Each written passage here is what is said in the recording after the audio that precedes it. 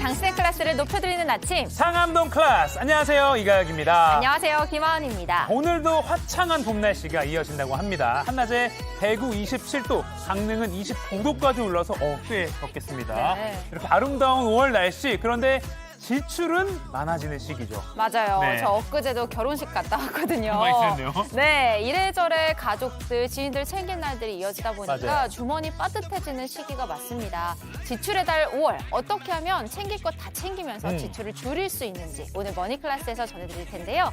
이 내용 포함해서 오늘 준비한 내용들 먼저 간추려드립니다.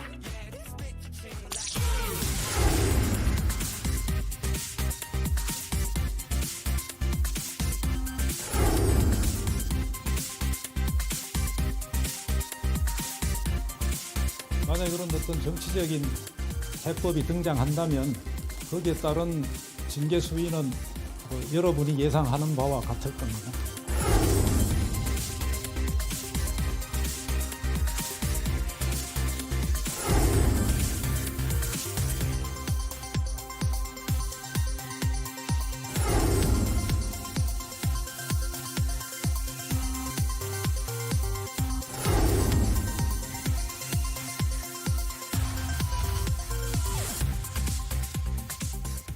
네, 좀 이따가 그 머니클래스 출연할 김경필 머니트레이너는 계획적인 지출도 원래 강조를 하지만 특히 이 마음가짐을 아주 정신 번쩍 들게 꼬집어 주잖아요. 아직도 제가 기억나는 게 커피 사 먹지 말고 사무실 탕비실 이용하세요. 이거 기억납니다. 근데 왜 아직도 사드세요? 그러니까요. 네, 카페 사장님들도 안 좋아하실 것 같은데. 이 조언이 안 좋아하실 것 같아요. 네, 오늘 축의금 액수 고민도 함께 풀어준다고 하니까 네. 기대해 보겠습니다. 보통 오전 7시 무렵부터 출근 정체가 길어집니다. 그리고 오늘도 역시나 한강 따라 경기 동서쪽으로 이동하는 분들이 많은데요. 강변북로 구리 방향으론 행주대교부터 동작대교까지 어렵고 올림픽대로 김포 방향은 선호대교부터 한남대교까지 혼잡이 꾸준합니다. 권역별로 보면 용인시나 또 광명시 주변의 정체가 눈에 띄고 있는데 110번 재경인선은 성남 쪽으로 신천부터 정체가 시작됩니다. 광명까지 쭉 빠져나가기 어렵고요. 경인고속도로 서울 쪽으로는 국회대로 진입 앞두고 이렇게 신월 부근에서 속도 내기 버겁습니다.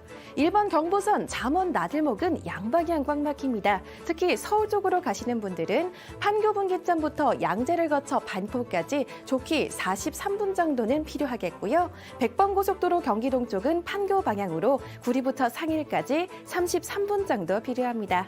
지금까지 고속도로 교통방송이었습니다. 민주당 전당대회 돈봉투 사건의 핵심 인물인 강래구 씨가 어젯밤 구속됐습니다. 지난달 법원이 영장을 기각한 이후 검찰은 강 씨의 증거인멸 정황을 추가로 확인했고 영장을 다시 청구한 끝에 결국 강 씨의 신병을 확보했습니다. 민주당 현역 의원들을 비롯한 윗선에 대한 수사도 속도가 붙을 걸로 보입니다. 윤세민아 기자입니다.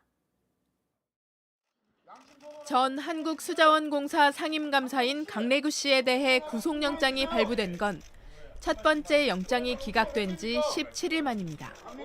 지난달 영장실질심사에서 법원은 강 씨가 증거인멸 시도를 했다고 단정하기 어렵다며 영장을 기각했는데 검찰이 보강 수사를 통해 새로운 증거를 제시한 겁니다. 증거인멸 정황 포착됐다던데 어떠신가요? 판사님께 성실하게 말씀드리겠습니다. 어제 서울중앙지법 유창훈 영장전담 부장판사는 9시간이 넘는 심사 끝에 구속영장을 발부했습니다. 증거인멸의 우려가 있다는 이유에서입니다. 취재 결과 검찰은 강 씨가 어플리케이션을 깔아 휴대전화기를 초기화한 단서를 잡은 것으로 파악됐습니다. 검찰은 또 송영길 전 민주당 대표의 외곽 조직으로 불리는 먹고 사는 문제 연구소가 컴퓨터 하드디스크를 교체하는 과정에도 강 씨가 관여한 것으로 의심하고 있습니다. 강 씨는 2021년 민주당 당대표 선거에서 송 전 대표를 당선시키기 위해 9,400만 원 상당의 돈봉투를 살포할 것을 지시하고 이 가운데 8천만 원을 사업가 등으로부터 직접 조달한 혐의를 받고 있습니다. 검찰이 강 씨의 신병을 확보함에 따라 수사는 송 전 대표의 지시, 개입 여부 등으로 확대될 전망입니다. 또 금품 전달에 직접 개입한 의혹을 받는 윤관석, 이성만 민주당 의원 등에 대한 소환 조사도 곧 이뤄질 것으로 보입니다. JTBC 윤세민입니다. 각종 부적절한 발언으로 논란을 일으킨 국민의힘 김재원, 태영호 두 최고위원에 대해서 당이 어제 윤리위원회를 열었습니다. 하지만 결론을 내리지 못하고 내일 다시 열어 징계 수위를 결정하기로 했습니다. 두 최고위원에게 자진 사퇴의 기회를 준 게 아니냐는 해석이 나옵니다. 이주찬 기자입니다. 국민의힘 윤리위원회는 어제 오후 4시부터 5시간 동안 열었습니다.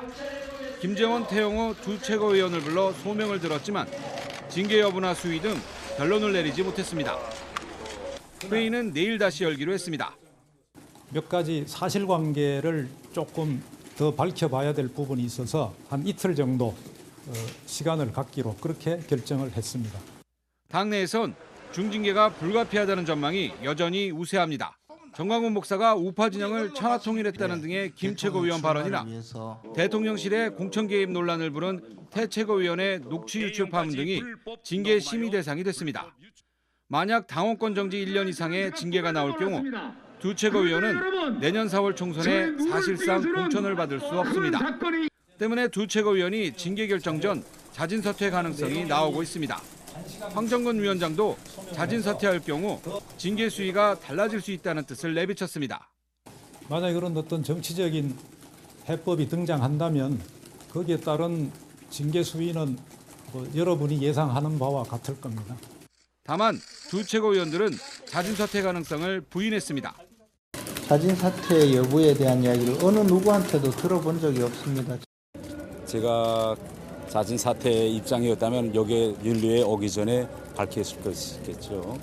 자진 사퇴 없이 내일 열리는 추가 윤리위에서 중징계가 나올 경우 두 최고위원이 결정에 불복해 재심을 청구할 가능성도 큽니다. JTBC 이주찬입니다. 미국 텍사스주 댈러스에서 발생한 쇼핑몰 총기 난사 사건으로 한인 교포 일가족 3명이 목숨을 잃었습니다. 이 가족은 아이가 생일 선물로 받은 옷을 바꾸러 쇼핑몰에 갔다가 참변을 당한 걸로 알려졌습니다.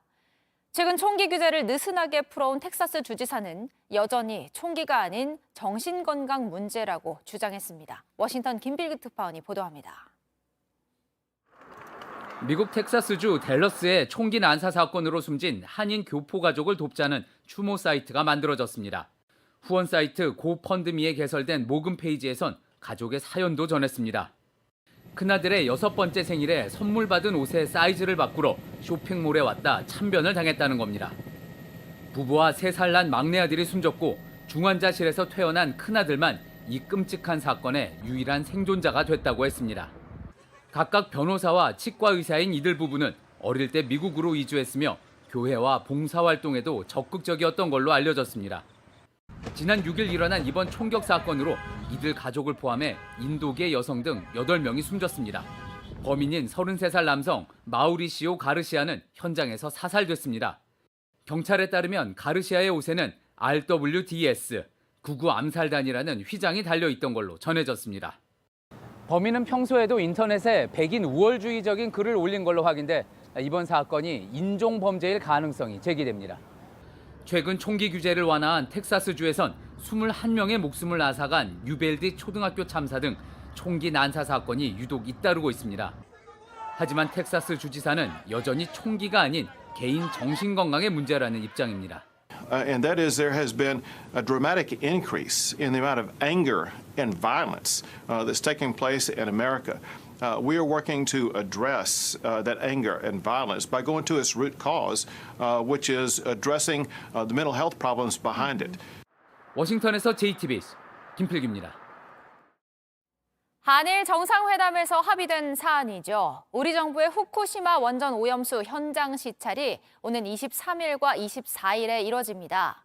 시찰단 규모와 세부 일정, 또 대상이 되는 원전 시설의 공개 범위 등은 이번 주 후반 한일 외교당국 협의에서 결정되는데 벌써부터 그 실효성에 의문이 제기되고 있습니다. 정인아 기자입니다. 지난 2년 동안 우리 원자력안전위원회가 일본에서 받았다고 공개한 자료 목록입니다. 후쿠시마 오염수를 내보냈을 때 안전성 검증 체계, 해양 모니터링 체계 등입니다. 1년에 2번씩 4번이 전부입니다. 그나마도 체계나 검토 기준 같은 것들 뿐입니다. 현재 130만 톤 말고 이후 30년간 방출될 때 추가로 나온 그런 오염수 자료들, 사고의 원전에 대해서 현재 실태가 어떠한지 그것을 정확히 통제하고 있는지 기본적으로 일본으로부터 제대로 우리가 건네받아야 될 자료입니다. 일본도 자체적으로 정보를 내놓고 있지만 횟수도 범위도 제한적입니다. 그래서 정작 필요한 정보는 요구하지도 않은 채 일본에 가면 되려 자충수가 될 거란 지적이 나옵니다. 수입 제한 조치를 푸는데 인색하거나 세계무역기구에 제소하는 것을 원천적으로 싹을 잘라버리는 거죠. 채취를 하더라도 우리가 직접 장화 신고 방호복 들어가서 가져와야지 이게 의미가 있지. 이와 관련해 우리 정부 관계자도 국제원자력기구의 검증과는 다른 개념이라며 별도의 검증 절차는 아니라고 했습니다. 시찰단 구성원은 한일 국장급 회의를 통해 정해질 예정입니다. JTBC 정인아입니다.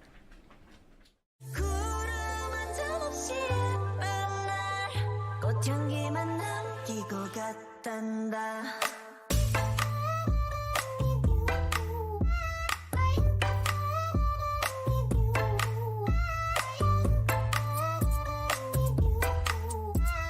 꽃향기만 남기고 갔단다. 유한해 미칠 듯이 뜨거웠지만 네, 이 방송 TV뿐만 아니라 유튜브 JTBC 뉴스 채널이나 네이버 뉴스 페이지에서도 실시간으로 지금 보실 수 있습니다. 오늘 하루 챙겨볼 뉴스 전해드립니다. 도시계 이슈 이두성 기자, 월드클래스 이용주 캐스터 나왔습니다. 안녕하세요. 안녕하세요. 안녕하세요. 안녕하세요. 사흘 쉬고 돌아온 이도성입니다. 네. 아니, 오늘 이용주 캐스터가 뭐요? 이 도시락보의 도시락 맛과 구성, 그 모든 걸 종합적으로 평가하기 왜? 위해서 OX 표지를 왜요? 갖고 왔어요. 예, 용슬랭 시작하겠습니다. 바로 보여주시죠. 첫 번째 오늘 소식. 긴장해야 될 거예요. 그래요? 왜? 알겠습니다. 무슨 반찬이야, 오늘은? 첫 번째 가보겠습니다. 첫 번째 도시락 보겠습니다. 하나, 둘, 셋. 빠밤. 맨손으로 제압인데요. 한 남성이 슈퍼마켓에서 흉기를 들고 난동을 부렸습니다. 이런 일이 있었어요. 근데 가게 주인을 위협했는데 영상 먼저 보시죠. 네, 슈퍼마켓 앞에서 술을 마시던 남성이 다른 남성과 언쟁을 벌이는데요. 소란이 일어나자 60대 여성 업주가 나와서 말려봅니다. 얼마 지나지 않아 이 남성 어떤 일을 벌이는가 봤더니 저렇게 들어오는데 네. 손에 흉기를 어머. 흉기를 들고 있었어요. 몸싸움 뭐야? 끝에 흉기를 겨우겨우 저렇게 손까지 내리치면서 저렇게 해서 흉기를 어머. 빼앗았는데 이게 끝이 아니었습니다. 흉기가 하나 더 있었어요. 또 에? 품에서 또 다른 흉기를 꺼내 들죠. 당시 상황 어땠는지 어머. 직접 한번 들어보시죠. 어머나. 너무 시끄러우고 무섭게 하니까 사람들이 다 도망가잖아. 더 이상 말 않고 들었어요. 장갑이 두껍고 그래서 그 장갑을 안 껴서 내가 다치고 찔릴 뻔했는데. 아찔합니다. 슈퍼 사장님은 다치시진 않은 건가요? 네, 다행히 큰 부상 없이 맨몸으로 저 남성을 제압했습니다. 네. 가게 밖으로 밀려난 이 남성, 분풀이하듯 주변 사람들에게 흉기를 휘둘렀는데요. 아이고. 막 탁자 집어 던지죠. 저런 식으로 더욱더 난동을 부렸습니다. 경찰이 슈퍼마켓에 있던 손님의 신고를 받고 출동해서 이 남성 현행범으로 검거했습니다. 일단 큰일이 일어나지 않아서 다행인데 또 저럴 수도 있잖아요. 네, 또 그럴 수도 있죠. 이 보복 우려가 있는 예. 상황인데요. 이 술에 취해서 범죄를 저지르는 이른바 이 주폭이라고 합니다. 업주가 시끄럽다고 지적하니까 흉기를 준비해서 다시 찾아와서 범행을 저지른 것으로 파악이 됐습니다. 두 사람은 원래 알고 지내던 사이라고 하는데요. 이런 일 또 일어나지 않으리라는 보장이 없죠. 결국 구속 심사를 받았습니다. 네네. 취재진이 만나봤는데요. 한번 보시죠. 네. 흉기 왜 드신 겁니까? 뭐 상대가 여자라서 만만하게 보신 거예요? 아니요. 네, 구속의 갈림길에서도 꽤나 당당해 보이는 모습인데요. 결국 특수 협박 혐의로 구속이 됐습니다. 영상 보니까 참 안 다쳐서 다행이라는 생각 들 정도로 끔찍한 상황인데 저지른 잘못만큼 제대로 처벌을 받았으면 좋겠습니다. 저는 개인적으로 네네. 이 도시락이 네. 좋았어, 맛있었는데 네. 저런 상황이 있을 때 저분이 굉장히 잘 처리를 해서 막았지만은 네. 도망가는 게 제일 좋지 않았을까. 본인의 안전을 위해서. 본인의 안전을 있으니까. 위해서 네. 그런 생각을 좀 해봅니다. 네, 알겠습니다. 그러네요. 자, 다음 도시락도 보여주시죠. 평가를 받으니까 갑자기 계획이 어떤 평가를 이용주 캐스터가 자발적으로 해주고 있어요. 놀랍네요. 두 번째 가보겠습니다. 하나, 둘, 셋. 빠밤. 잘 해봐인데요. 이번에도 행패를 부린 손님들에 대한 이야기입니다. 이번에는 카페입니다. 예. 이 금연석에서 담배를 피우다가 제지를 했더니 이런 일을 벌였습니다. 한번 보시죠. 네. 네, 검은 옷을 입은 남성들이 커피를 받아들고 야외 테이블에 자리를 잡았죠. 네. 그런데 갑자기 담배를 꺼내 피우고 있어요. 네. 직원이 나와서 이 금연구역이라고 저렇게 안내를 해줍니다. 안 된다고 얘기를 해요. 손까지 뭔가 이렇게 항의를 안 하는 듯 하더니 갑자기 보시죠. 지금 이제 나올 겁니다. 저렇게 항의를 하는 듯 하더니 커피를 쏟았어요. 커피를 그냥 쏟아버렸어요. 일부러 실수를 한 게 아니에요. 그 다른 사람, 나머지 한 명도 저 컵을 저렇게 쏟은 다음에 다른 사람 또 한 명은 저 컵을 집어들고 밖에다가 던져버렸습니다. 와, 아니 저는 그 몰상식이라는 단어를 사람한테 쓰기가 이렇게 아까울 수가 있나. 몰상식이라는 단어도 아까운 상황입니다. 아하. 저거는. 뭐라고 해야 됩니까 저거를. 진상도 저런 진상이 다 있습니까? 네, 아니, 저는 맞습니다. 커피를 이렇게 밖으로 쏘는 줄 알았는데 컵 자체를 그냥 던져버린 컵을 거예요. 던져버린 거예요. 맞으면 커피가 큰일 날 담겨 있는 뻔했어요. 거. 그래도 사람이 지나갈 때 살짝 멈칫하는 모습이 네. 있기는 했어요. 그런데 이런 일 제가 도시락이 시험에서 별의별 장면을 보는데 야, 오늘 참 여러 번 새롭습니다. 이 카페에는 저렇게 금연구역을 알리는 스티커가 버젓이 붙어 있었지만 이 사람들 아랑곳하지 않았습니다. 저희도 이런데 직접 본 직원들 얼마나 놀랐을까요? 업주 인터뷰 들어보시죠. 커피를 책상에 쏟아 부으면서 잘 치워봐. 음료를 이제 밖에다 뿌리고 잔을 던지고 신고해봐 이러면서 가셨다고 해요. 서비스업이다 보니까 의린 입장은 맞아요. 저희도 사람이니까 그 가게만의 분명히 룰이 있을 거예요. 따라주셨으면 좋겠어요. 아, 저 직원의 말을 들으니까 더 씁쓸합니다. 이 사람들 좀 처벌을 했으면 좋겠는데 네. 가능한가요? 처벌이 가능할 것 같습니다. 잘 치워봐, 뭐 신고해봐라고 했다고 했잖아요. 네. 그래서 잘 치우고 신고도 잘 했어요. 네. 경찰이 카드 결제 내역과 CCTV 영상을 토대로 이 남성들 찾고 있다고 하는데요. 어렵지 않을 것 같아요. 금방 잡을 수 있을 것 같습니다. 잔을 깨뜨렸기 때문에 재물손괴 혐의로 입건이 됐고 업무방해 혐의도 적용할 수 있는지 추가로 검토하고 있다고 합니다. 자, 카페, 야외, 테라스도 영업장으로 분류가 됩니다. 그래서 엄연한 금연구역입니다. 네, 그리고 맞죠. 이 영업장에서 담배 피우는 사람을 내버려 두면 그 사업주가 과태료 처분을 받을 수 있어요. 그러니까 말리는 게 맞는 거고 네네네. 하나도 잘못한 게 없는 네, 거예요. 그렇네. 근데 그렇게 화를 낸다고요? 도대체 왜 저렇게까지 하는지 맞아. 이웃 캐스터 네. 어떻게 보십니까? 요즘에 그 날씨가 따뜻해져가지고 네. 첫 번째 우리 도시락도 진상이었고 네네. 두 번째도 진상이고 미친 사람들이 자꾸 길거리 나오고 있는 것 같아요. 날씨가 따뜻해져서. 네, 개인적인 멈춰. 이용주 캐스터의 의견이었습니다. 네, 멈췄으면 좋겠습니다. 멈췄으면 어쨌거나. 좋겠습니다. 예. 이런 식으로 평가받으니까 참 기분이 정말 새롭네요. 네. 다음 도시락 보여주시죠. 세 번째도 가볼까요? 새롭습니다. 진행시켜. 네, 뒤집어 보겠습니다. 하나, 둘, 셋. 빠밤. 엎친 데 덮친 격. 정말 안타까운 상황입니다. 정말 말도 안 나오는 황당한 일이 벌어졌는데요. 어떤 건가요? 전세 사기 피해를 당해 생활고를 겪고 있는데 이 저금리 대출을 받으려다가 이 보이스피싱까지 당했다고 합니다. 화면 보면서 설명하겠습니다. 네, 9살 아들을 키우는 엄마 김모 씨는 지난 2020년 12월 전세 사기 피해를 봤는데요. 아이 학교 근처에 보증금 4억 6천만 원짜리 빌라를 전세로 계약했습니다. 그런데 알고 보니까 보증금이 집값보다 비싼 깡통 전세였습니다. 주인은 보증금 70억 원에 가로챈 이른바 빌라의 신 일당이었습니다. 부모님한테 돈을 조금 빌려가지고 또 대출도 엄청 크게 해서 등기부를 확인을 했더니 양육가 걸려있더라고요. 가압류까지 50억이 넘게 걸려있었어요. 야, 이거 진짜 말도 안 나옵니다. 이 피 같은 전세금을 저런 식으로 정말 저는 이거 평가를 못 하겠어요. 좀 너무 마음이 아픕니다, 솔직히. 네. 이런 얘기 들을 때마다 청년들이 갖고 있는 이 고통도 지금 이만큼인데 여기서 이런 것까지 막 돈까지 막 뺏기고 막 너무 마음 아픕니다. 네, 맞습니다. 지금 전세 사기 피해 사례 계속해서 나오고 있죠. 네. 참 문제가 큰데요. 실제로 이 일당 처벌받았고 보증금 반환 소송 이겼다고 합니다. 하지만 불행은 여전했는데요. 이 일당이 체납한 세금이 60억 원이나 돼서 김 씨가 돌려받을 수 있는 돈이 없었기 때문이라고 합니다. 네, 한 푼이 아쉬운 상황에 대출을 알아봤는데 이 저금리라는 미끼를 앞세운 보이스피싱 일당에게 남은 돈도 빼앗겼습니다. 농협을 사칭해서 그 2천만 원을 자기한테 다시 마이너스 통장으로 내 개설이 가능하다. 진짜 아까 키워드처럼 엎친 데 덮친 격이란 말이 딱 맞는 상황인데 네. 좀 정부가 전세 사기 피해자 대책 방안을 내놨잖아요. 네. 이게 좀 도움이 될 수 있을까요? 그것도 사실 문제입니다. 김 씨가 본 피해 보증금이 정부가 기준으로 삼은 것보다 1,500만 원 정도 더 많기 때문입니다. 대책이 실시돼도 사실상 도움을 받을 수 없는 상황인데요.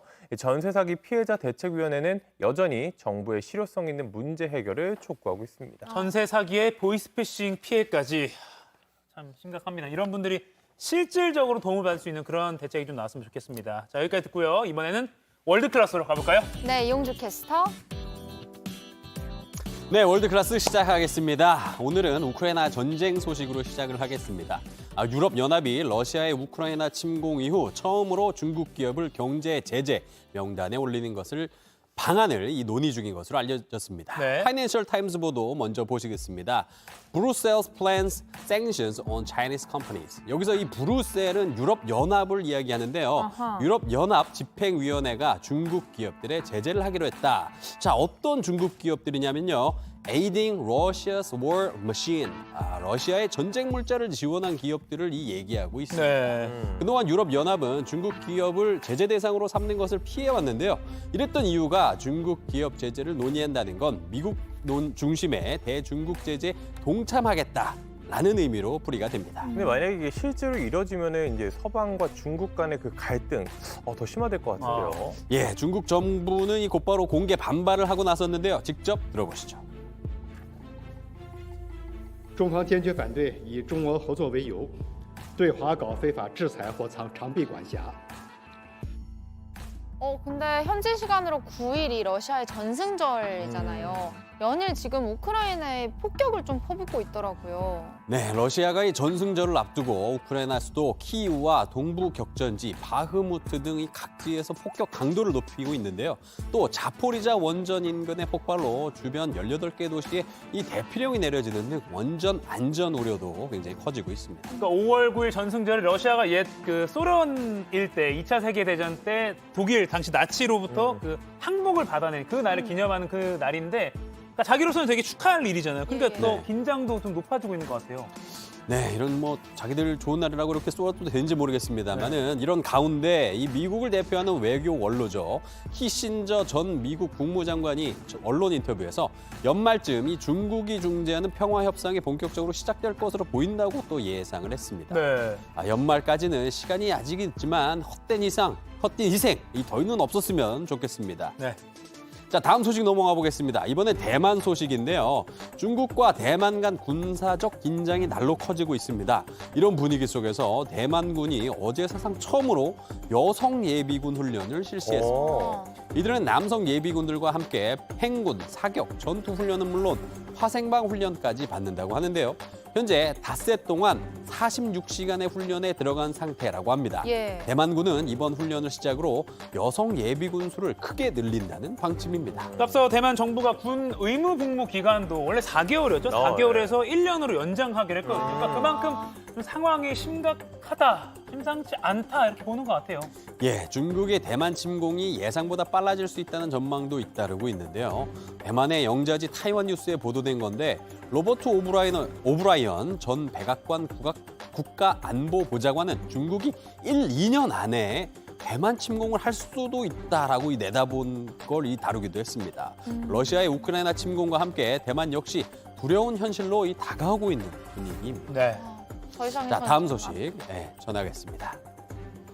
자, 그 어느 때보다 어린이가 행복해야 하는 5월이죠. 가정의 날 5월, 어린이의 날 5월인데 러시아에서 어처구니 없는 사고가 일어나서 어린이들의 부상을 입었습니다. 확인해 보시죠.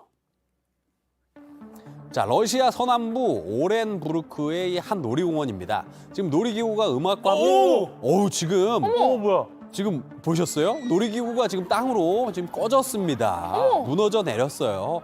네, 좀 전에 어린이들이 환호를 하고 있었는데 비명으로 바뀌었고요. 이제 말도 안 되는 사고 난 것 같은데 어떻게 해서 이런 사고 난 거예요? 예, 공중에 의자를 매달고 회전하는 놀이기구였는데 이 작동을 시작한 뒤에 회전축 역할을 하던 중앙 기둥이 내려앉았다고 합니다. 이번 사고로 어린이 6명을 포함해서 12명이 병원에 입원을 했고요. 그중에 여성 1명과 10살 아동은 안타깝게도 중태라고 합니다. 시설 점검을 하게 돼 있을 텐데 안 한 건가요? 보고 있던 부모님들 마음이 찢어질 것 같은데. 그렇죠. 이 당국은 일단 기계 오작동을 사고 원인으로 추측하고 있습니다. 설치된 지 오래된 시설도 아니었다 그래요. 해당 놀이기구를 관리하는 회사를 수색하고 이들의 회사 대표를 체포했는데요. 정확한 사고 경위를 파악하기 위해서 조사를 벌이고 있습니다. 아니, 또 어린이날 지난 지 예. 얼마 안 돼서 이런 뉴스를 접하니까 너무 가슴이 아픕니다. 안전해야 어린이들이 행복할 수 있죠. 어느 나라나 똑같은 거죠, 그거는. 네네네. 맞습니다. 이런 일 또 있어선 절대 안 되겠습니다.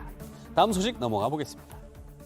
자, 이번엔 이 브라질이에요. 한 여성이 지금 음악에 맞춰서 춤을 추기 시작합니다. 다 같이 춤추죠. 덩실덩실 신났습니다. 클럽인가요? 브라질에서 수업을 이렇게 하나 봐요. 근데 교실이었고요. 이게 수업을 하는 중이었다고 합니다. 지금 녹색 옷을 입은 분이 교사고 지금 옆에 네. 같이 춤추는 분들은 아마 학생들이겠네요. 네, 그렇죠. 학생들도 미리 이 춤을 좀 준비를 해온 것 같아요. 스스럼 없이 학생과 교사가 어울려서 수업을 한순간에 춤판으로 만들고 있습니다. 근데 이 영상이 이 소셜미디어를 타고 사람들의 폭발적인 관심을 끌었거든요. 근데 이 반응이 조금 엇갈렸습니다.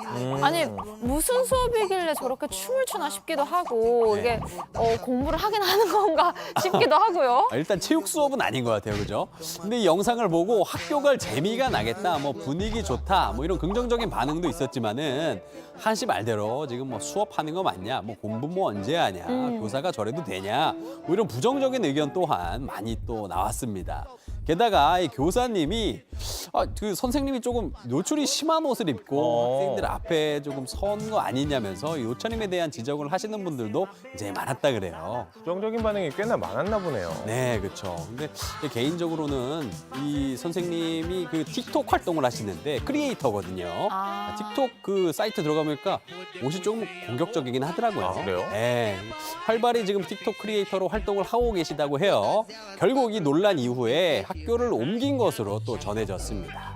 다만 부정적 여론을 의식한 학교 당국의 조치인지는 정확히 알려지진 또 않았고요. 흥겨워 보이긴 합니다. 예, 지금까지 월드클래스였습니다.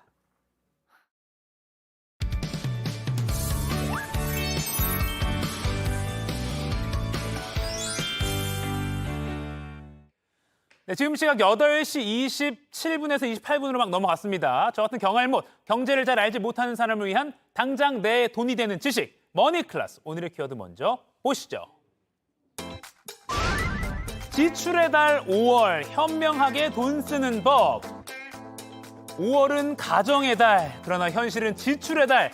근로자의 날 연휴, 또 어린이날, 그리고 어제 어버이날 돈 많이 쓰셨죠. 근데 아직 더 남았습니다. 스승의 날, 부처님 오신 날 대체 공휴일에다가 날 좋은 봄날이다 보니까 결혼식 청첩장도 참 많이 받습니다. 이 방역 해제 때문에 해외여행 간다는 사람은 또 왜 이렇게 많은지 괜히 여행 상품 가격 비교를 하게 됩니다. 자, 5월은 원래 그런 거야 하고 그냥 돈 팍팍 쓰실 겁니까? 아니요. 여기 줄일 수 있다고 일침을 가해 주실 분 모셨습니다. 빨리 만나보죠.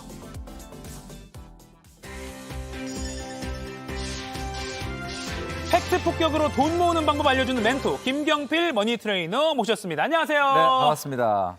5월은 사실 달력만 봐도 기념할 것들이 많으니까 그렇죠. 원래 좀 돈 많이 써야 되는 거 아닙니까? 네, 그렇죠. 우리가 보통 5월을 시쳇말로 지름신을 조심해야 된다. 지름신. 네, 이런 이야기가 있을 정도인데 네네. 좀 전에 말씀해 주셨던 것처럼 여러 가지 행사들이 많아요. 근데 우리가 우리 자신한테 한번 물어보고 싶은 게 뭐냐면 네네. 정말 우리는 한 달 벌어 한 달 사는 한 달 살인가? 이걸 한번 물어볼 필요가 있어요. 그러니까 사실 5월만 되면은 항상 이런 어떻게 5월에 이 돈 많이 나가는 걸 좀 줄일 거냐 이런 네네. 이야기를 많이 하시는데 사실 이게 다 미리 예정돼 있던 거 아닙니까? 그러니까 사실은 연간 계획을 미리 세워놨어야 된다라는 말씀을 꼭 드리고 싶습니다. 갑자기 다가온 이벤트가 그렇죠. 아니니까. 예. 작년에도 그랬고 올해도 그랬고 내년에도 그럴 거거든요. 네. 그래서 이 연간 계획을 꼭 좀 세우셔라 말씀드리고 싶습니다. 연간 계획. 네. 자, 그러면 짠테크 전문가로서 정확하게 어떻게 좀 하면 될지 좀 알려주시죠. 네, 제가 이제 이 5월 달에 많이 지출되는 이 비용을 이름하여 이제 이벤트 자금이다. 이렇게 이제 명명을 하고 싶거든요. 네. 그래서 이 이벤트 자금에 대한 정확한 가이드를 오늘 좀 드리려고 합니다. 네, 좋습니다. 자, 이벤트 자금이야. 그럼 이벤트가 뭐냐라고 말씀하실 수 있는데 우리가 보통 보면 이벤트 자금을 8가지로 제가 이야기를 해보고 싶어요. 네네. 자, 엄마 생일, 아빠 생일, 어버이날. 자, 이거는 뭐 아주 그냥 기본적으로 챙겨야 되는 거고요. 네. 그다음에 어린이날, 그리고 이제 형제나 자녀 생일인데 결혼하면 이제 주로 자녀를 생일을 챙길 거고 네. 결혼하기 전이라면 이제 형제 생일을 주로 챙기겠죠. 네네. 그리고 애인이나 배우자 생일, 그러니까 뭐 결혼했다 그러면 배우자 생일이 될 거고요. 그다음에 이제 베프 생일이 또 있습니다. 가장 친한 친구들. 그다음에 연간 기념일. 뭐 연애를 하시는 분들은 뭐 1주년, 2주년 뭐 이런 것도 챙기시기도 네, 하고 네. 결혼하신 분들도 결혼 기념일 기념일 같은 걸 챙기죠. 챙기니까 자, 이 8가지만을 저는 이벤트다. 이렇게 얘기하고 싶다는 거죠. 아, 이 8개만 챙겨라? 그렇죠. 그러니까 이 8개 벗어나는 거는 이벤트가 아니다. 그러니까 그거는 만약에 굳이 그것까지 챙기려면은 본인들이 이벤트 자금이 아닌 평상시에 쓰는 생활비에서 뭐 저축을 하든 아니면 좀 아껴서 사용하는 습관을 갖는 게 좋겠다라는 말씀을 드리는 거죠. 그러면 이제 이럴 때 자기 선물을 많이 주고받잖아요. 그렇죠. 선물 어떻게 해라? 이것부터 좀 조언을 좀 해주시죠. 사실은 이제 선물을 우리가 이야기할 때 우리는 이제 뭐 부모님들한테 어버이날이나 이럴 때 현금 선물하는 분들이 굉장히 네, 많거든요. 요새 또 선호하시기도 하고. 굉장히 선호하시기도 하고. 근데 사실 외국인들에게 물어보면 좀 약간 의아해하거든요. 선물을 하는데 현금으로 한다? 이거 굉장히 생소하다. 그러니까 흔히 얘기하는 가장 좋은 선물이라는 것은 우리가 갑자기 준비하지 않다가 닥쳐서 하게 되면 비용이 많이 나가요. 네. 그리고 그걸 현금으로 하게 된다면 더 많이 나갈 가능성이 있거든요. 그래서 가장 좋은 선물은 아무래도 평상시에 그 선물 받는 대상자와 나눴던 대화, 뭐 카톡이라든지 또 그다음에 그동안에 나눴던 대화들을 잘 살펴보면 네. 최근에 무엇이 관심이 있는지 어떤 취향인지 무엇이 필요한지를 알 수 있거든요. 그래서 스토리텔링이 되는 그런 선물을 해야만 뭔가 비용도 줄이고 그 가격에 비해서 가치가 좀 큰 선물을 할 수 있다. 그래서 현금을 무조건 하는 것은 좀 지양해야 되지 않을까라는 생각을 합니다. 예를 들어 친구가 뭐 재테크에 고민이 많았던 친구였어요. 최근에. 그러면 내가 재테크 책을 좀 준비했어. 그렇죠. 이렇게. 그러면 책이 어떻게 보면 그냥 책 주면 책 한 권이야 할 수 있는데 내가 평상시에 얘기했던 내용을 귀담아 들었다가 너를 위해 선물한다 하면서 손편지를 앞에다 좀 써주면 훨씬 더 손편지까지. 가치가 있어지는 거죠. 김경필 머니트레이님의 책이야. 읽어보고 그렇죠. 정신 차려. 네. 이렇게까지 알겠습니다. 자, 그럼 이벤트 같은 거에 네. 비용도 많이 든단 말이에요. 뭐 네네. 어떻게 조금 비용을 정해놔야 될지 애매할 때가 많아요. 네. 이것도 좀 딱 정해주시죠. 나에게 딱 맞는 이벤트 자금의 규모를 제가 말씀드리려고 하는데 물론 네네. 상황에 따라서 개인에 따라서 많이 다르긴 하겠지만 기본적으로 자기 이 월 평균 소득의 20% 정도가 가장 적당하다라고 말씀드리고 싶어요. 월 평균 소득의 20%를 그러니까 1년 전체 이벤트에 그렇죠. 쓰는 거죠? 그러니까 예를 들면 월급 300만 원인 사람인 경우는 60만 원이 되는 겁니다. 자, 60만 원만 이벤트 자금으로 사용해라. 그러면 아까 말씀드렸던 그 8가지를 이 60만 원에서 해결하려고 그러면 한 7만 원, 8만 원 요 네. 정도 선에서 해결해야 된다. 야, 이건 너무 현실성이 없는 얘기 아니냐라고 이야기하시는 분들이 있는데 이벤트 자금이라고 하는 것을 만약에 내가 더 써야 되겠다라고 하면 네. 다른 비용들을 줄여야 돼요. 그러니까 우리가 항상 예산을 얘기할 때는 뭐 무한정 주어지는 게 아니거든요. 네네. 그래서 이벤트 자금은 딱 이 8가지의 아까 말씀드렸던 월 평균 소득. 대신에 이 월 평균 소득이라는 건 내가 받는 월급 외에 상여나 보너스를 합친 12분의 1 한 월 평균 소득이다. 거기에 20% 정도가 적당하다라고 말씀드릴 수 있을 것 같습니다. 월 300만 원을 버는 사람이면은 60만 원 정도를 1년에 그렇죠. 8가지 그 이벤트에 다 써라. 그리고 그게 너무 빠듯하다 생각하면 다른 걸 줄여라. 다른 걸 소비를 줄여라. 줄이든. 예, 그렇죠. 자, 그리고요. 이제 5월이면 결혼식 참 맞습니다. 많아요. 그러니까 예. 뭐 나무랄 수는 없어요. 행복한 축하를 해줘야 되는 예. 거죠. 근데 축의금 얼마 줘야 되나요가 온라인 게시판에서도 요 정도인데 요 정도 관계인데 얼마 줘야 되죠? 이게 진짜 맞아요. 뜨거운 이슈예요. 굉장히 많습니다. 오늘 한번 정리를 해주시죠. 네, 사실 결혼 축의금이라는 것도 마찬가지 뭐 이벤트 자금처럼 굉장히 사실은 상황에 따라 달라지기는 하죠. 네. 근데 제가 말씀드리는 것은 뭐 제가 다른 방송이나 유튜브에서도 한번 이야기한 적이 있었는데 사실은 친구면은 10만 원, 지인이면은 5만 원이 거의 국룰처럼 되어 있습니다. 그러니까 이게 사실 최근에 뭐 워낙 물가가 오르고 또 네. 예식장이 어떠냐에 따라 물론 달라지긴 하지만 이 기준점을 잘 지키고 그리고 또 평균적인 그 축의금을 잘 봐서 하시는 것이 좀 합리적이다 이렇게 말씀드릴 수 있을 것 같습니다. 친십, 지오. 그렇죠. 친구 10만 원, 지인 5만 원. 근데요, 그럼 친구와 지인 애매한 경우가 있거든요. 그렇죠. 어떻게 이게 구분할 수 있나요? 야, 내가 봐도 이게 내가 친구인지 지인인지 헷갈리는 경우가 네네. 있는데 제가 딱 정해드리도록 하겠습니다. 네. 자, 우리 엄마가 또는 네네. 와이프가 그 사람의 이름을 안다 그러면 친구입니다. 근데 모른다. 그러면 지인인 거죠. 그럼 예를 들어 나 뭐 이번 주말에 결혼식 가야 되는데 누군데? 뭐 경필이 그러면 경필이 축하한다 전해줘. 이 그렇죠. 정도까지 되면 맞아요. 10만 원. 그렇죠. 그런데 이제 아니면 이제 지인이 된다라. 근데 약간 좀 빡빡하다고 느끼시는 분들도 있을 것 같은데. 근데 이걸 기준점을 놓고 상황에 맞춰서 하시되 네. 이게 이제 가장 기본이 되는 기준점이다라는 것을 좀 알아두시면 좋을 거다라는 말씀입니다. 요거 아마 좀 캡처해서 많이 좀 공유를 할 것 같아요. 네. 친구와 지인을 구분 잘하는데 그 구분 어떻게 하는 거냐? 부모님이나 와이프가 알면, 이름을 알면 친구다. 모르면 지인. 지인이다. 네. 알겠습니다. 그러니까 좀 인간관계에 대해서 어떻게 보면 조금 지출을 줄이려면 약간 조금 더 좀 정리를 해야 된다. 약간 이렇게 좀 보시는 편이신 것 같은데요. 아무래도 우리가 이제 사실은 뭐 20, 30대 때는 아무래도 친구도 많고 폭넓게 만나지만 이제 30대 넘어서 40대 넘어가게 되면은 인간관계도 조금 정리할 필요가 있거든요. 그러니까 정리한다는 게 이제 소위 말하는 좀 더 나은 발전을 위한 가지치기라 그럴까? 그런 것들이 좀 내용이 좀 필요하지 않을까? 그래서 너무 넓게 만나는 것보다는 내가 좀 뭔가 본받을 점이 있고 만났을 때 나한테 좋은 에너지와 긍정적인 요인을 좀 주는 그런 친구들 위주로 만나는 인간관계의 정리도 어느 정도는 필요하지 않겠느냐 이런 생각이 듭니다. 자, 그리고 이제 5월 패키지 여행 그 예약이요. 지난해 5월 대비 많게는 뭐 3,000% 가까이 늘었다라는 네. 그런 뉴스도 봤는데 사실 여행 큰 돈 드는데 이제 뭐 코로나 이제 끝나고 해방감 때문에 막 또 나도 한번 가볼까 예약하게 되거든요. 네. 이 여행 경비는 좀 어느 정도 좀 책정을 해놓으면 될까요? 우리가 이제 가장 최근에 많이 듣는 말 중에 보복 소비라는 말을 많이 듣죠. 이 보복 소비라는 말이 원래 펜트업이라 그래서 원래는 전염병이라든지 또는 전쟁 때문에 소득은 있었으나 소비되지 못한 돈을 나중에 한꺼번에 소비하는 것을 우리가 펜트업이라고 하는 건데 안 썼던 돈을. 그렇죠. 안 썼던 네. 돈을. 근데 사실 우리가 코로나를 지나는 2021년도에 아시겠지만 우리나라 경제 성장률이 4.1%로 높았어요. 네. 그때는 소비가 나쁘지 않았고 기업들의 투자가 있었는데 한마디로 말해서 안 쓴 돈은 없습니다. 그때 힘들었지만 쓸 돈은 다 썼거든요. 갑자기 왜 보복 소비 하는지 잘 모르겠는데 대표적인 이 보복 소비의 대상 중에 하나가 이 여행 경비예요. 맞아요. 최근에 코로나가 끝나다 보니까 제가 봤을 때는 이 300만 원 정도다라고 한다면 이 계절적인 지출, 그러니까 여행 경비나 이벤트나 명절이나 이런 것들을 다 포함해가지고 네.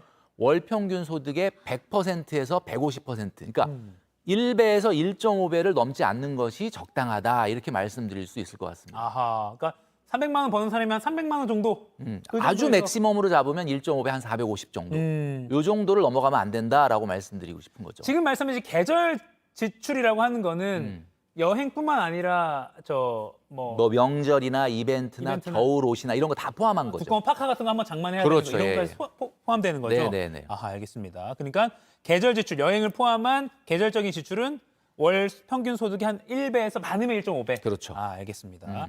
자, 마지막으로요. 그럼 그 여행 경비는 좀 어떻게 모으면 좋을지 좀 조언해 주시죠. 네, 우리가 보통 여행 경비다라고 하면 큰 목돈이 들어가니까 사실은 먼저 카드로 긁고 그다음에 나중에 뭐 미래에 나한테 맡기는 거죠. 미래에 나한테 맡기는 말씀하신 대로 그런 방법이 있는데 사실 이렇게 되면은 사실은 생각보다 돈을 많이 지출하게 되거든요. 그래서 가장 좋은 방법은 아까 말씀드렸던 것처럼 지금 보여드리는 것처럼 네. 이 안에 계절 지출 안에 50%는 여행, 그다음에 예를 들면 10%는 명절, 그다음에 20%는 이벤트 이런 방식으로 나눠서 이제 적립을 해야 되는데 예를 네. 들면 여행이다. 그럼 여행 경비가 만약에 300만 원이다. 네. 내가 예산을 잡은 것이 그러면 한 달에 25만 원씩 자동이체로 이 계절 지출 통장에 붙여야 되는 거예요. 만약에 그렇게 한 비용보다도 더 많은 여행을 가려면 내가 네. 평상시의 생활비에서 뭐 여행 적금을 든다든지 절약을 해서 가야지 무조건 갔다 오고 나서 하면 안 된다. 그래서 말씀드린 대로 450만 원의 계절 지출을 사용하려면 12개월로 나누면 한 달에 37만 5천 원을 자동이체로 강제적으로 적립을 해라. 그래서 우리가 그냥 닥치는 대로 소비를 하게 되면 아무래도 돈을 많이 사용을 하게 되거든요. 네. 그래서 이런 계절 지출은 우리가 미리 예정을 할 수 있는 거 아니겠습니까? 네네. 그러니까 연간 계획을 잡아서 이런 방식으로 좀 하면 좋겠다라는 말씀을 꼭 드립니다. 그리고 여행 가서 돈 더 쓰고 싶으면 겨울옷 사지 마라까지 그렇죠. 정리하면 되겠네요. 네. 알겠습니다. 지금까지 머니클래스 김경필 머니 트레이너로부터 정신 개조 한번 받았습니다. 고맙습니다. 네, 감사합니다.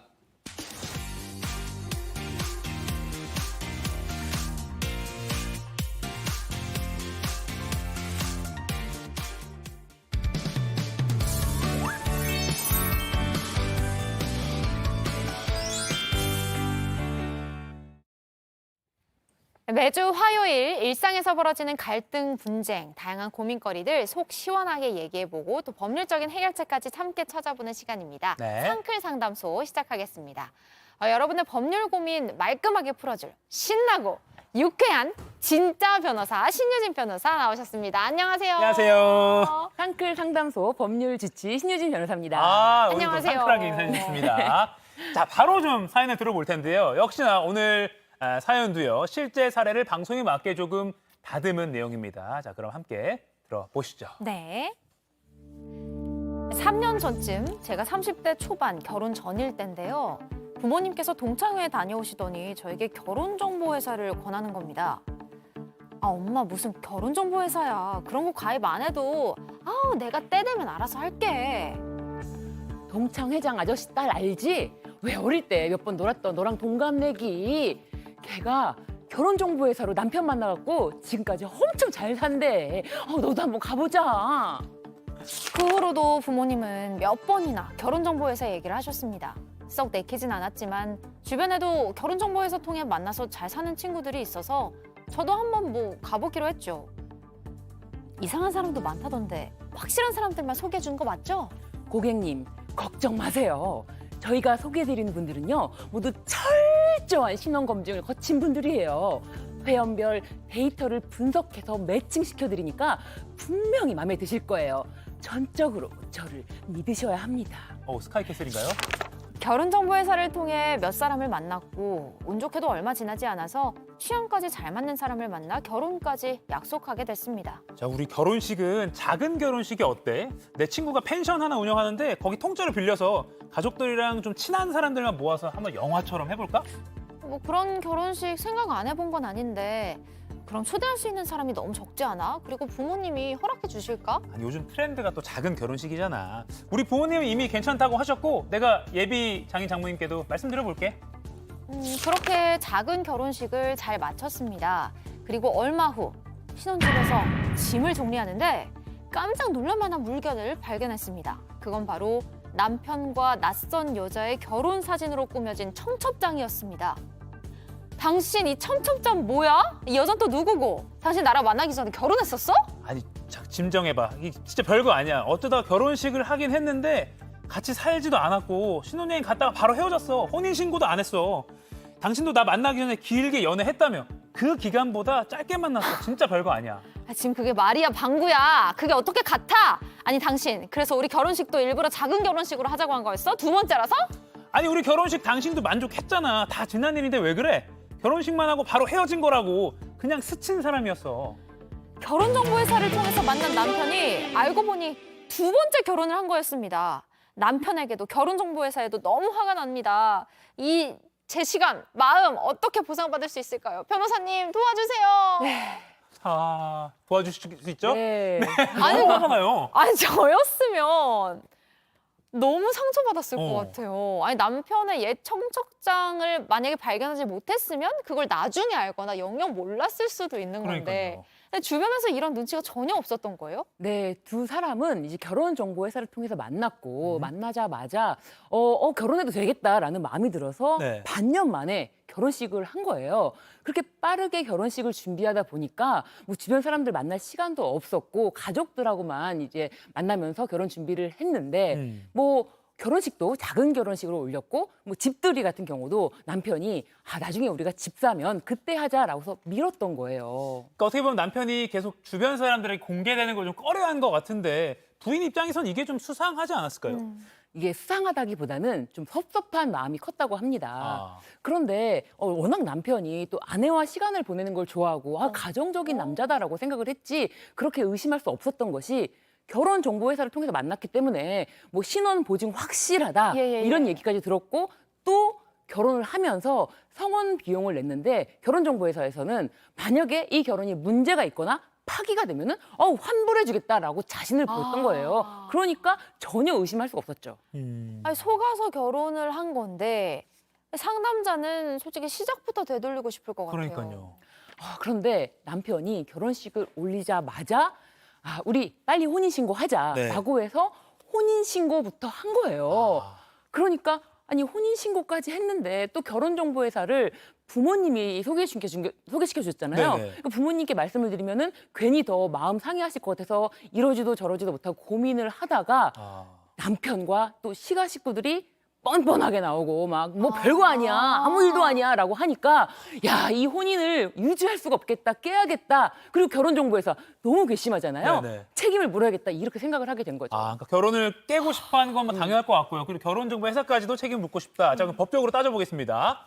그러니까 남편의 결혼 전력을 모른 채 속아서 결혼한 거니까 네. 이혼 사유에 당연히 해당되겠죠? 네, 그러니까 이게 결혼식을 올렸다는 사실, 그리고 그거를 속였다는 사실은 아무래도 이 여성분이 혼인에 대한 의사결정을 하거나 또 앞으로의 뭐 신뢰관계라든지 애정관계 형성에 중대한 결격 사유가 될 수 있잖아요. 그렇죠. 그러니까 이혼 사유가 되는 건 당연하고 혼인 취소 사유도 될 수가 있습니다. 혼인 취소. 네, 아하. 이렇게 속아서 결혼을 한 경우에 이 혼인 취소와 이혼 경우의 차이점을 말씀을 드리자면 네네네. 혼인 취소는 이 사실을 안 날로부터 3개월 내에 법원에 청구를 해야 되는 거예요. 보통 두 가지가 다 가능하다라고 하면은 혼인 취소를 더 선호하시는데요.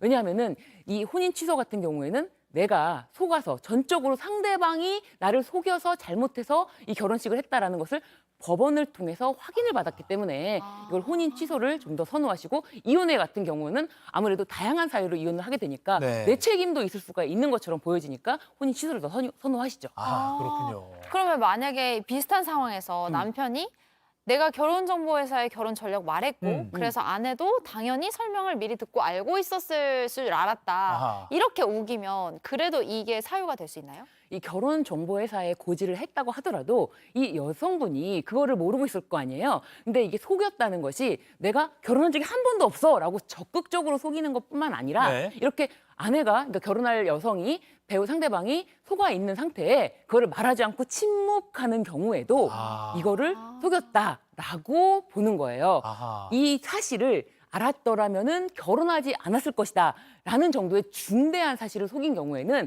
이게 말하지 않은 침묵도 속인 것이 되고 이런 경우에는 대법원 판례도 이렇게 침묵의 경우에도 속인 것이 된다. 그러니까 막 적극적으로 속이려고 한 게 아니어도 네. 소극적으로 속인 것도 네. 대법원도 판단한 게 있군요. 네, 그렇죠. 아하. 매우 중대한 사실에 대해서 침묵으로 속인 거죠. 아니 근데 진짜 결혼을 한번 했었다는 건 너무너무 중대한 중대한 사실, 사실인데. 이거는 거의 이견이 없을 것 같아요. 네. 아니, 남편을 소개해준 이 결혼정보 회사도 저는 제 입장에서는 너무 괘씸하거든요. 전적으로 믿으라고 멘트까지 하셨는데. 그러니까 전적으로 믿으라더니. 네. 근데 업체는 계약 전에 이 문제가 생기면 성원 비용 다시 돌려주겠다고 했잖아요. 네. 그럼 이 상담자가 다시 받을 수 있는 거예요? 네, 그렇죠. 이게 잘못된 정보를 제공한 거잖아요. 그렇죠. 당연히 초혼인 줄 알고 결혼했을 테니까. 근데 잘못된 정보를 제공한 경우에는 법원의 사건에서도 이렇게 성혼 사례비를 청구할 수가 없다라고 하는 사건이 있고 이 만약에 직접 지급을 했다 하더라도 당연히 환불까지도 받을 수 있을 것 같습니다. 성혼 비용 같은 것도 환불 받을 수 있다. 네. 그리고 아까 상담할 때 업체 측에서 뭐 신혼보증 확실하다, 뭐 데이터를 분석해서 매칭한다고 네. 하셨어요. 그러니까 이런 홍보 멘트를 믿고 한 건데 그러면 그렇죠. 이제 이 두 부부가 이혼을 하게 되면 그에 따른 뭐 피해 보상도 업체에 요구할 수 있는 건가요? 네, 그래서 이 결혼중개업법 제25조에서 이 손해배상 책임을 규정하고 있는데요. 네. 이 고객에게 뭐 고의나 과실로 손해배상 책임을 발생시키면은 손해배상을 해야 된다라는 규정인데요. 이 결혼정보회사 같은 경우에는 이 결혼 관련 개인정보에 대해서 이 정확한 정보를 제공해야 될 의무가 있는데 네. 이런 의무를 위반해서 잘못된 정보를 제공했다면은 이에 따른 정신적 피해 보상, 이 위자료를 지급해야 되는 책임이 발생하는 거죠. 그러니까 제대로 그 매칭시켜주는 사람들에 대해서 확인해야 될 의무가 법적으로 그렇게 정해져 있는 거군요.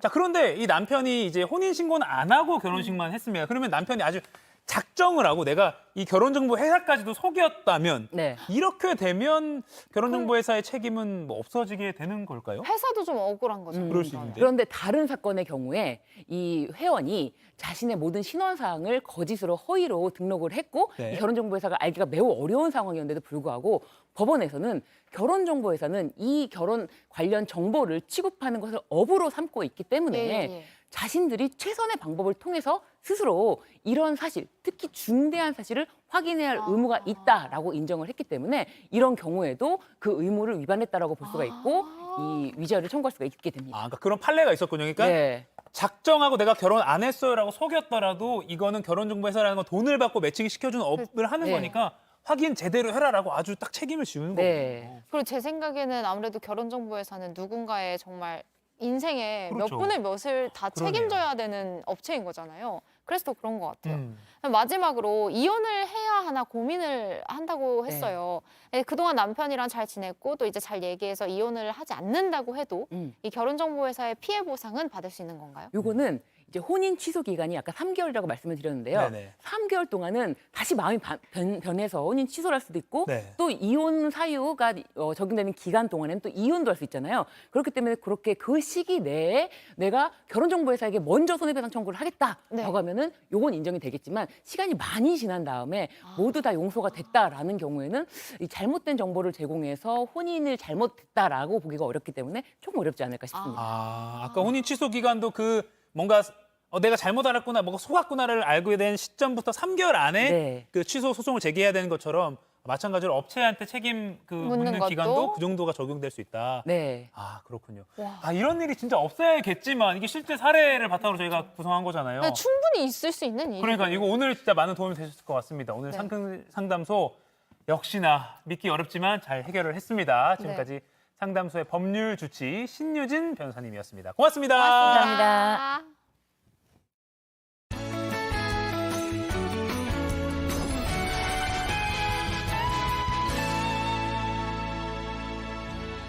오늘은 맑은 하늘에 봄 햇살이 가득하겠습니다. 따뜻한 서풍 덕에 전국의 낮 기온이 25도 안팎까지 올라 따뜻하겠고요. 아침엔 10도 안팎으로 서늘해서 일교차 주의하셔야겠습니다. 오늘은 대기질도 나쁘지 않습니다. 전국의 미세먼지 농도 보통 수준 예상됩니다. 고기압의 영향 아래 맑은 하늘 보이는 가운데 내륙을 중심으로 아침까지 안개가 짙겠습니다. 현재 서울 14도, 전주 대구 13도에 머물고 있습니다. 낮 기온은 서울 23도, 대구 27도, 강릉은 29도까지 올라서 덥겠습니다. 이번 주는 별다른 비 소식 없이 완연한 봄 날씨가 이어지겠고요. 모레는 서울의 낮 기온이 26도까지 오르겠습니다. 날씨였습니다.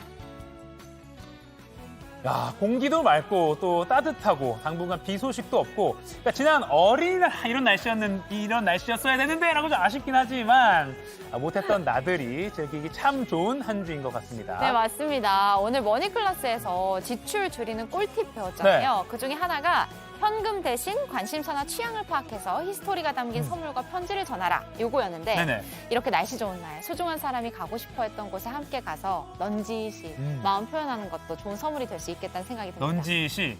하지만 저희 상한도 클래스는 넌지시 말고 아주 대놓고 좋은 기억, 좋은 정보 팍팍 드리겠습니다. 네, 그럼 저희는 오늘 여기서 인사드리겠습니다. 여러분 오늘도 상쾌하세요! 팍팍! 감사합니다. 팍팍!